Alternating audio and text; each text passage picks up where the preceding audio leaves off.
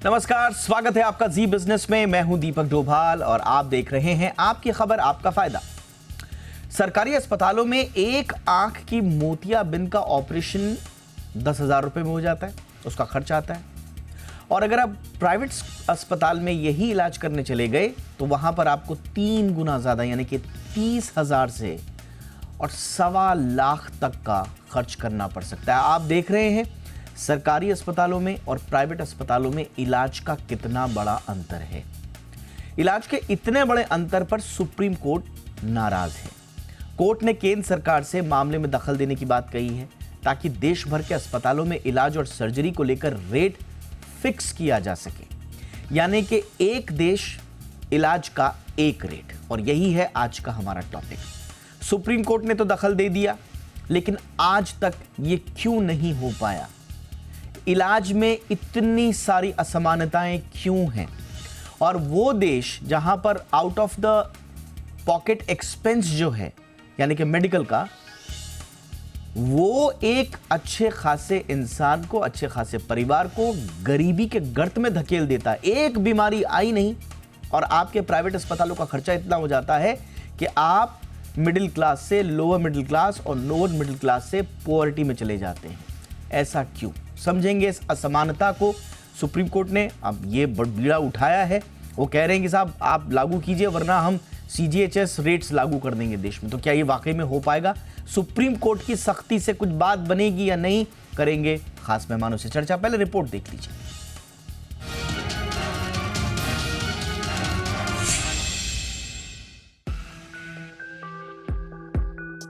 किसी बीमारी का इलाज हो या सर्जरी, देश भर में अलग अलग अस्पतालों में इलाज और सर्जरी के अपने अलग रेट हैं। मसलन मोतियाबिंद के एक आंख के ऑपरेशन में जहां सरकारी अस्पताल में महज 10,000 रुपए तक का खर्च आता है, वहीं अगर इसी ऑपरेशन को किसी प्राइवेट अस्पताल में कराया जाए तो ये खर्च बढ़कर 30,000 रुपए से 1.25 लाख से ऊपर तक पहुंच जाता है। इलाज के खर्च के इतने बड़े अंतर पर सुप्रीम कोर्ट ने नाराजगी व्यक्त की है। दरअसल NGO veterans forum for transparency in public life ने उसे लेकर सुप्रीम कोर्ट में एक याचिका दायर की है। सुप्रीम कोर्ट में इसे लेकर सुनवाई हुई। याचिका में कहा गया है कि साल 2012 में बने क्लिनिकल एस्टैब्लिशमेंट के रूल के तहत मोतियाबिंद सर्जरी कराने के लिए मरीजों से ली जाने वाली फीस की दरें अभी तक तय नहीं हो सकी है और न सरकार ने मामले में गंभीरता दिखाई है। ऐसे में कोर्ट ने नाराजगी व्यक्त की है कि आखिर इस रूल को अब तक केंद्र सरकार क्यों लागू नहीं करवा पाई। फिलहाल सुप्रीम कोर्ट ने मामले में केंद्र सरकार से दखल देने की बात कही है ताकि देश भर के अस्पतालों में इलाज और सर्जरी को लेकर रेट फिक्स किया जा सके। सुप्रीम कोर्ट ने कहा है कि केंद्र और राज्य सरकारों को सुनिश्चित करना होगा ताकि इलाज में आने वाले खर्च के अंतर को पाटा जा सके। सुप्रीम कोर्ट ने कहा कि स्वास्थ्य सेवा हासिल करना लोगों का मौलिक अधिकार है। केंद्र सरकार इस अधिकार को देने से जुड़ी अपनी जिम्मेदारी से ना तो बच सकती है और न ही किसी को स्वास्थ्य सेवा से वंचित कर सकती है। सुप्रीम कोर्ट ने मामले के जल्द निपटारे के लिए हेल्थ सेक्रेटरी को 1 महीने के अंदर राज्यों के साथ एक बैठक करने और बीमारियों के इलाज के खर्च की दरें तय करने के निर्देश दिए हैं ताकि इसका उचित समाधान निकाला जा सके। अगर सरकार ऐसा करने में नाकाम रहती है तो मामले में कोर्ट खुद कड़ा एक्शन लेने को मजबूर हो सकती है और इलाज से जुड़े CGHS वाले नियम को लागू करने पर विचार कर सकती है। सुप्रीम कोर्ट ने कहा कि मौजूदा कानून के मुताबिक बीमारियों के उपचार और इससे जुड़े दूसरे खर्चों के लिए ली जाने वाली फीस को लेकर केंद्र सरकार का राज्यों के साथ बातचीत करने का प्रावधान है। साथ ही तय नियमों के तहत शहरों कस्बों के साथ साथ शहरों में बने सरकारी अस्पतालों में बोर्ड पर रेट चार्ट लगाने की भी व्यवस्था है, जिसका पालन सभी अस्पतालों में होना चाहिए। जाहिर है सुप्रीम कोर्ट की इस पहल के बाद उम्मीद की जा रही है कि आम रोगियों के लिए सस्ते इलाज का रास्ता खुल सकेगा। ब्यूरो रिपोर्ट, जी मीडिया। बहुत ही खास मेहमानों का पैनल इस वक्त हमारे साथ जुड़ चुका है। हमारे साथ हैं उर्वशी प्रसाद जी, जो कि डायरेक्टर हैं VC ऑफिस नीति आयोग में। बहुत बहुत स्वागत है उर्वशी मैम आपका हमारे शो पर। हमारे साथ हैं डॉक्टर MC मिश्रा, पूर्व डायरेक्टर हैं एम्स के और अब जाने माने पब्लिक हेल्थ एक्सपर्ट हैं। डॉक्टर मिश्रा, बहुत बहुत स्वागत है सर आपका। और हमारे साथ हैं डॉक्टर गिरधर ज्ञानी, महानिदेशक हैं AHP यानी कि association of health care providers of India के। बहुत बहुत स्वागत है डॉक्टर ज्ञानी आपका भी हमारे शो पर। मैं उर्वशी मैम चर्चा की शुरुआत आपसे करना चाह रहा हूं और क्योंकि सुप्रीम कोर्ट की डायरेक्शन सीधा सीधा केंद्र सरकार के लिए गई हैं कि आप इस दिशा में कुछ कीजिए, एक नियम लेकर आइए, ये जो डिस्पैरिटी है प्राइवेट और गवर्नमेंट मेडिकल एक्सपेंसेस में, इसको कम कीजिए। जब 2017 में नेशनल हेल्थ पॉलिसी आई थी मैम, तो उसमें अफोर्डेबिलिटी के साथ साथ फाइनेंशियल रिस्क प्रोटेक्शन उसके की प्रिंसिपल्स थे, और सरकार ने इस दिशा में हेल्थ के मामले में काफी संजीदा कदम भी उठाए हैं। लेकिन आज तक ये प्राइवेट गवर्नमेंट मेडिकल एक्सपेंसेस की डिस्पैरिटी कम नहीं हुई, इनफैक्ट बढ़ती जा रही है। ये सुप्रीम कोर्ट का जो अब इस बार निर्देश आया है केंद्र सरकार के लिए, इस पर मैम आपका क्या रिएक्शन है फर्स्ट?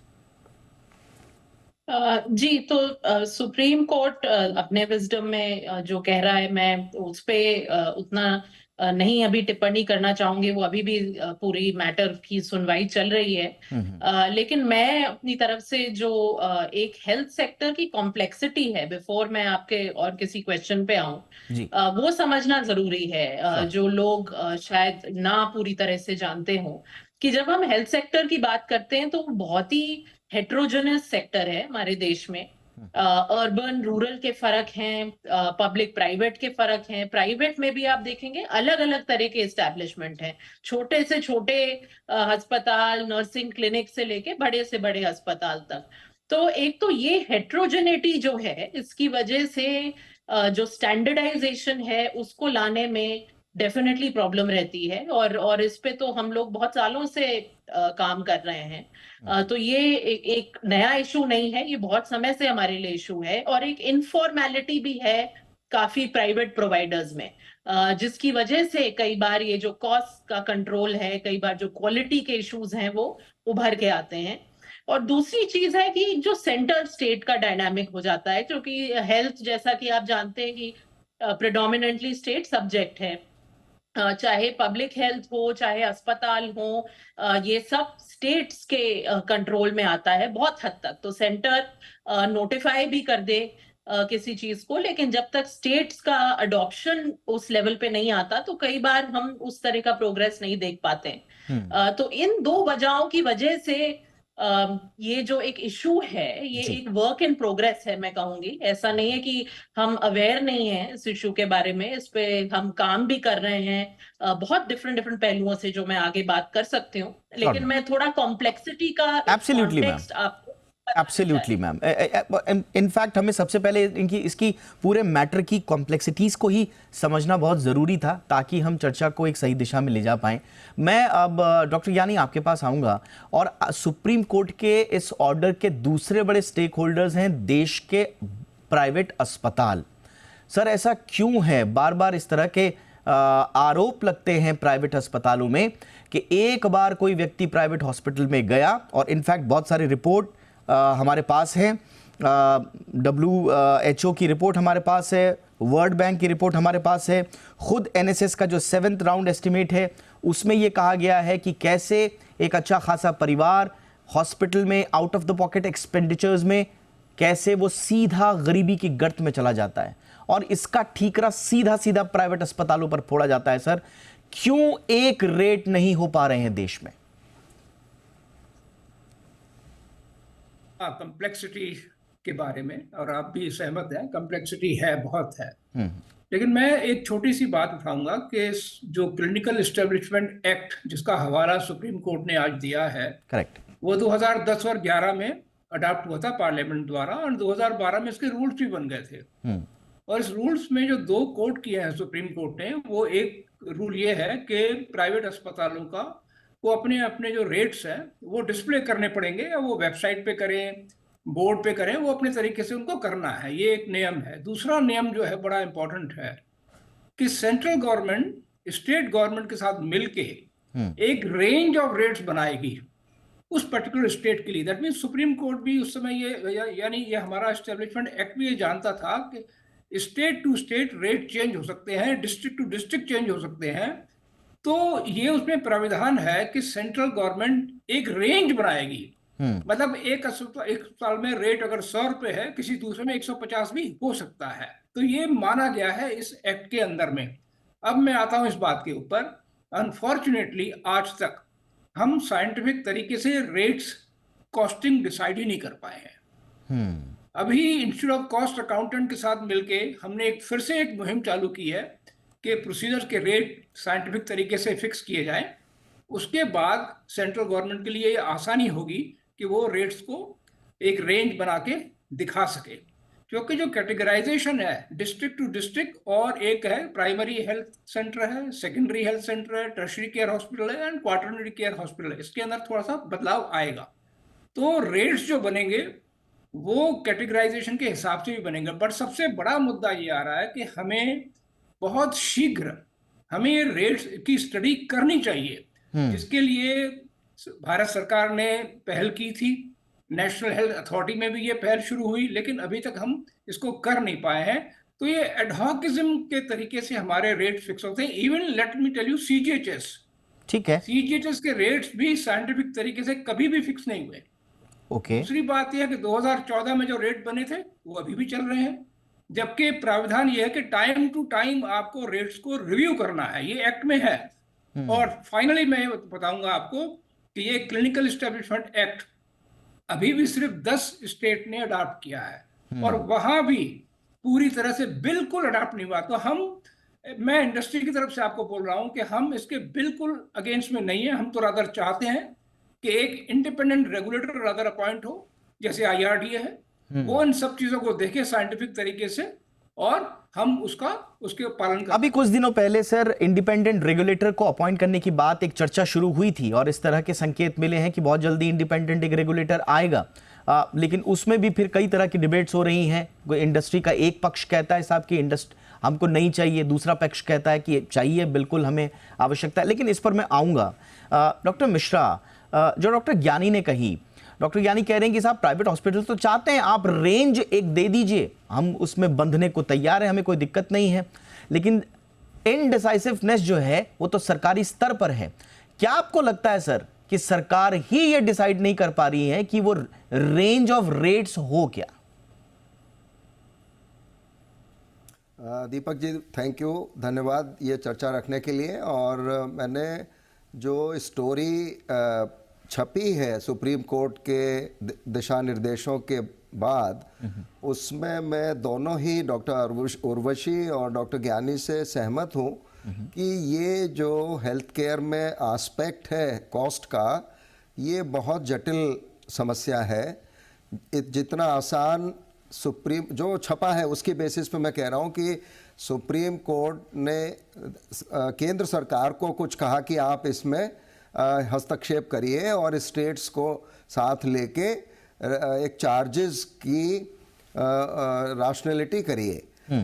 उसको उन्होंने उस बेसिस पे कहा है कि ये क्लिनिकल एस्टेब्लिशमेंट एक्ट 2012 से चल रहा है और इसमें सारे हेल्थ केयर फैसिलिटीज़ को ये दिशा निर्देश थे कि वो अपने यहाँ किसी भी इलाज के लिए जो भी रेट होगा उसको डिस्प्ले करेंगे।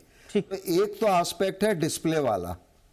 दूसरा एस्पेक्ट है कि कॉस्ट, कह रहे हैं कैटरेक्ट की सरकारी अस्पताल में हर एक कैटरेक्ट की 10,000 रुपए कीमत आती है और प्राइवेट में 30-40 हज़ार से लेके 1,40,000 तक आती है। तो फिर उसमें ये भी लिखा है स्टोरी में कि सुप्रीम कोर्ट ने ये कहा है कि अगर आप नहीं करेंगे तो हम करेंगे इसको।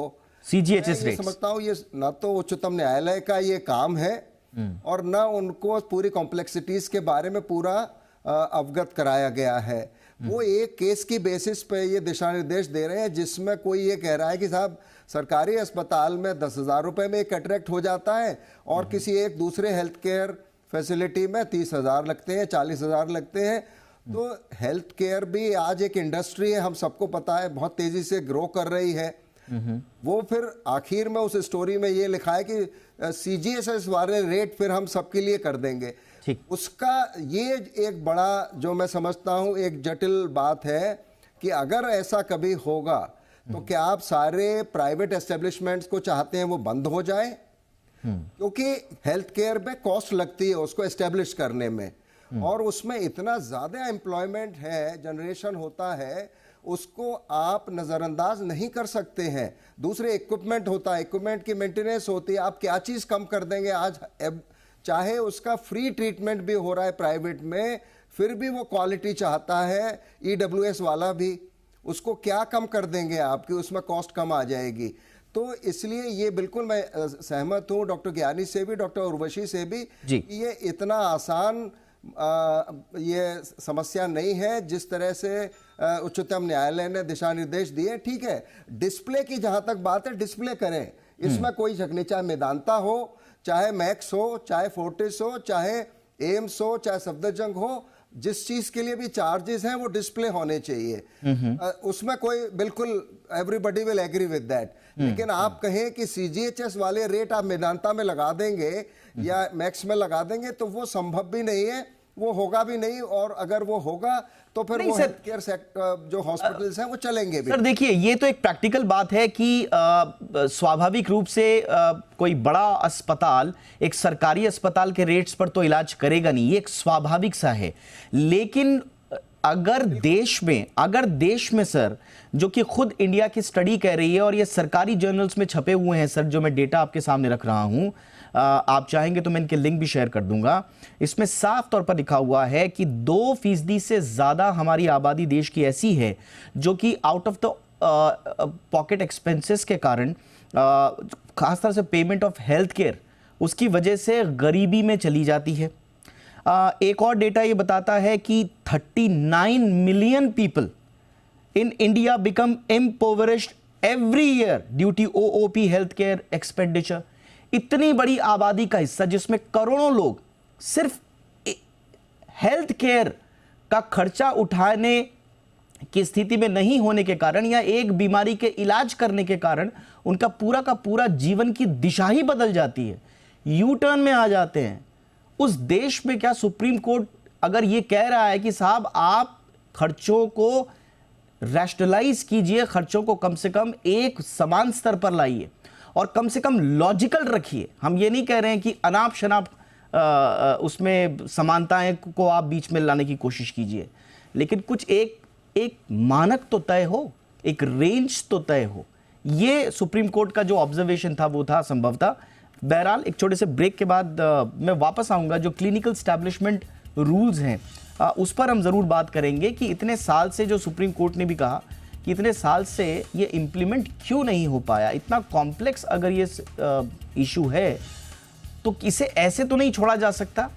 सरकार भी इस कॉम्प्लेक्सिटी को कहीं ना कहीं ब्रेक डाउन करके सिंप्लीफाई करने की कोशिश क्या कर रही है या इश्यू ही छोड़ दिया है, इस पर भी बात करना जरूरी है छोटे से ब्रेक के बाद।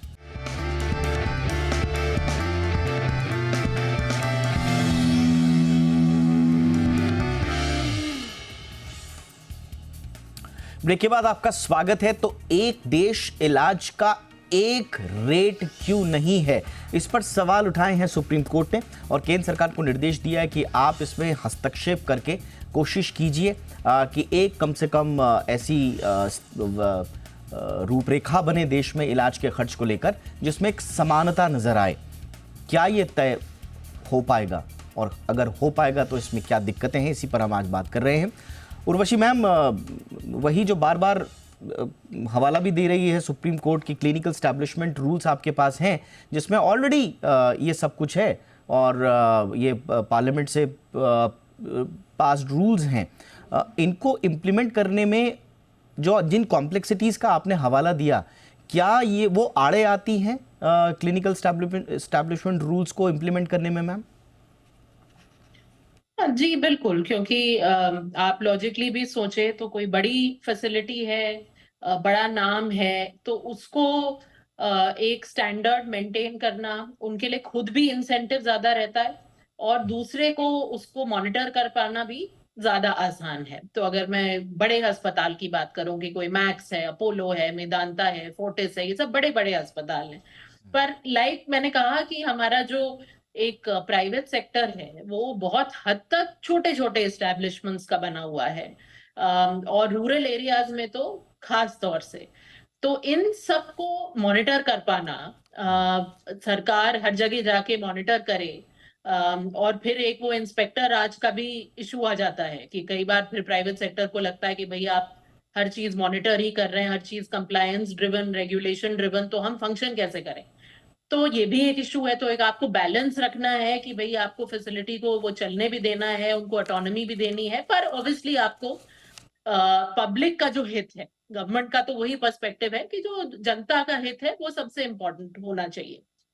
तो मुझे लगता है कि इंटेंशन भी राइट हो सकती है लेकिन उसको एक्चुअली एग्जीक्यूट करना, जहां इतनी हेट्रोजेनिटी, डाइवर्सिटी, स्केल, उसमें समस्या हो जाती है। दूसरी बात ये भी है कि पेशेंट को एजुकेट करना, कि पेशेंट खुद इस बात पे सवाल उठाए। अगर पेशेंट किसी फैसिलिटी पे जाए और वो कहे कि भाई आपके तो यहाँ प्राइसेस डिस्प्लेड नहीं है, क्यों डिस्प्लेड नहीं है, अगर वो हो जाए तो उससे बहुत फर्क पड़ेगा। क्योंकि सरकार के लिए हर जगह होना, किसी भी सरकार के लिए बड़ा मुश्किल है हमारे जैसे देश में, जहां इतना, जैसे मैंने कहा कि स्केल है।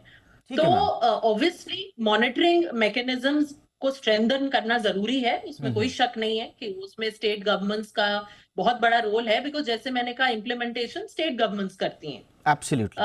तो वो जरूरी है, लेकिन नागरिकों को भी इस बारे में एम्पावर करना कि वो इन चीजों पे भी सवाल उठाएं, उतना ही जरूरी। एब्सोल्युटली मैम, और ये एक बड़ा इशू हमेशा रहेगा। लेकिन डॉक्टर ज्ञानी, एक इम्पॉर्टेंट जो ऑब्जर्वेशन रहा है प्राइवेट हॉस्पिटल्स को लेकर, ठीक है आप कह रहे हैं, प्राइवेट हॉस्पिटल्स भी कह रहे हैं कि साहब आप सरकार के हाथ किसने बांधे हैं, आप रूल ले आइए हम उसको फॉलो करेंगे। बट किसी भी हेल्थ केयर सिस्टम का, जिसका प्राइवेट हॉस्पिटल्स भी पार्ट हैं, उसका एक प्राइम गोल सिर्फ लोगों को हेल्थ देना ही नहीं होता है, बल्कि भारत जैसे लोकतंत्र में या किसी भी देश में एक प्राइम गोल उस हेल्थ केयर फैसिलिटी का या हेल्थ केयर सिस्टम का ये भी होता है कि आप हाउसहोल्ड्स को financial risk due to health से बचाएं। क्या हमारे हॉस्पिटल्स इस चीज को भूल गए हैं?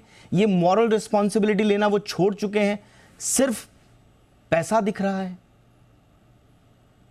मैं आपको एक छोटा सा करेक्शन करूंगा यार। कई बार हम लोग कहते हैं ना, आउट ऑफ पॉकेट पेमेंट की जो ना बहुत बड़ी जनता हमारे देश में आउट ऑफ पॉकेट से जाती है, ऐसा नहीं है। ओके। जब से भारत सरकार ने आयुष्मान भारत स्कीम लाई है 2018 में, 40% population is suppose to be covered under that. हालांकि वो प्रैक्टिकली हो नहीं पाया है, लेकिन ये प्राविधान है। उसके बाद आप मान के चलिए 15% ऐसी जनता है जिसको CGHS, ECHS, ESI वो फैसिलिटी है। फिर कंपनियां अपनी इंश्योरेंस चलाती हैं अपने एम्प्लॉयज के लिए, और वो on top of it private insurance. Actually मेरे हिसाब से 60% population of country today has got some और अदर कवर। तो कवर है, सिर्फ सवाल ये आ रहा है कि इतने कवर होने के बाद इसमें जो रेट फिक्स होते हैं वो स्कीम वाले जैसे CGHS है, ECHS है, वो फिक्स करते हैं। वो मैं कह सकता हूँ ओपनली, क्योंकि मैं इसका पार्ट रह चुका हूँ। ये मोस्टली एडहॉक तरीके से किए जाते हैं, और इसीलिए हम बार बार कहते हैं कि इंस्टीट्यूट ऑफ कॉस्ट अकाउंटेंट के थ्रू जल्दी से जल्दी स्टडी कराई जाए। अच्छा, जो भी रेट आएंगे वो ज्यादा आएंगे, मान लीजिए आप, ये मान के चलिए आप, उसके बाद इंश्योरेंस के थ्रू, मान लीजिए जैसे आयुष्मान भारत के रेट सपोज 100 रुपीज है, ठीक है सर, किसी भी प्रोसीजर के, तो हमने कई बार सरकार को कहा है कि आपके पास क्योंकि बहुत फिनांस नहीं है, तो आप 100 रुपीज रेट रखिए, और लेटर से मेदांता का नाम लिया जा रहा है या अपोलो का नाम लिया जा रहा है, ये अस्पताल कहेंगे भाई हम ये रेट जो है 120 पे कर सकते हैं या 140 पे कर सकते हैं। ठीक है सर। अब पेशेंट के ऊपर है, वो एक 100 रुपीज करने वाला अस्पताल के पास जाएगा, और जो 140 रुपीज वो अपनी जेब से देगा, जिसको हम कहते हैं को पेमेंट। ऑलराइट सर, ऑलराइट समाधान, ऑलराइट सर, एक समाधान आपने बिल्कुल सही कहा, एक समाधान के रूप में। इनफैक्ट अब बहुत सारी हेल्थ प्रोवाइडर जो कंपनीज हैं, उन्होंने कहा है कि भाई 100% हम कैशलेस ट्रीटमेंट देंगे, कैशलेस फॉर ऑल। ये भी एक बड़ा इंपॉर्टेंट है। आपने बिल्कुल सही कहा कि आयुष्मान भारत के आने से लोगों का कवरेज उसमें बढ़ा है, और आउट ऑफ पॉकेट एक्सपेंस थोड़ा सा उस दायरे में अब नहीं है जो 2018 से पहले 62% था। WHO के एस्टिमेट्स के मुताबिक साउथ ईस्ट एशिया में हम सबसे सेकंड या मेरे ख्याल से थर्ड रैंक पर थे, अगर मैं सही कह रहा हूं तो। वो ठीक हुआ है, लेकिन मेडिकल इन्फ्लेशन आप देखिए ना सर, पिछले 14 नवंबर दिसंबर के डेटा हैं, 14% के अलार्मिंग रेट पर मेडिकल इन्फ्लेशन भी आ गया है हमारे देश में। अगर कोई इंश्योरेंस भी ले रहा है तो वो हॉस्पिटलाइजेशन का इंश्योरेंस है।